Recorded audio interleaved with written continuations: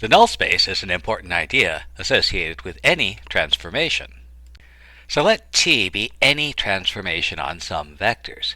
If T sends some vector v to the 0 vector, then we say that v belongs to the null space or the kernel of T. The null space of T is usually designated null T or char T. So let's think about this as a problem to be solved. Suppose I have a linear transformation. How can I find the null space of that transformation? So remember, we can always describe a linear transformation in matrix form, where the coefficients for the component-wise formulas become the entries in a coefficient matrix, which means I can take any linear transformation, and if I think about this as a transformation from one vector to another vector, the coefficients of that matrix give me the formulas that I can use to find the components of the vector. So now the only question becomes, which vector do we want? Since we're trying to find the null space, then the vector that we're looking for should be the 0 vector. So we want to find the vectors that will map to the 0 vector. So to find the null space, we'll set up and solve a system of linear equations. Since we want to produce the 0 vector, our components u1, u2, and so on are all going to be 0, and since we don't know what vectors are going to be in the null space, the components v1 through vn are going to be our unknowns. And that gives us a nice system of linear equations with a corresponding augmented coefficient matrix. And a useful habit to get into as a mathematician is to ask yourself constantly, where have I seen this before? And in this case, it's worth noting that our augmented coefficient matrix is the same as the matrix representing our linear transformation, augmented with a column of zeros. And this suggests the following theorem. Suppose T is a matrix representing a linear transformation, then null T, the null space of T, can be found by row reducing T augmented by a column of zeros. Now, one important observation here is that because elementary row operations won't change the values in a column of zeros, we can actually leave the zeros off until the very end of the problem. You can trust this statement because I'm on the internet and you can't put anything up online unless it's true. But you might want to think about why that is actually the case. So let's see what we can do.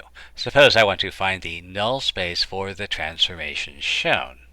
Now it helps to do a little bit of analysis. Since T is a 3 by 4 matrix, it's going to take vectors with 4 components and map them to vectors with 3 components. So to find the null space, I want to find all vectors with 4 components that become the 3-component 0 vector. And I can read the coefficients of the transformation matrix as the formulas that tell me what those 3 components are going to be. That first row of the transformation matrix tells me that 3v1 plus 1v2 plus 3v3 plus 5v4 is going to be my first component, and since I'm looking for the null space, I want that first component to be 0. Likewise, the second row tells me that 2v1 plus 2v2 plus 3v3 plus 0v4 is going to be the second component of my vector, which I also want to be 0. And finally, the third row tells me that 2v1 plus 0v2 plus 1v3 plus 1v4 is going to give me the third component of the vector, which again, I want that to be 0. And so now I have this nice system of linear equations to solve. And since the constants are all 0, I can just record the coefficient matrix alone and row reduce that. So our first row pivot is 3, so we'll multiply the second and third rows by 3. Then we'll multiply the first row by -2 and add it to the second to get a 0 below the pivot. And likewise, we'll multiply the first row by -2 and add it to the third to get a 0 below the pivot. Moving on to the second row, the pivot is 4, so we'll multiply the third row by 4, and that gives us a new third row.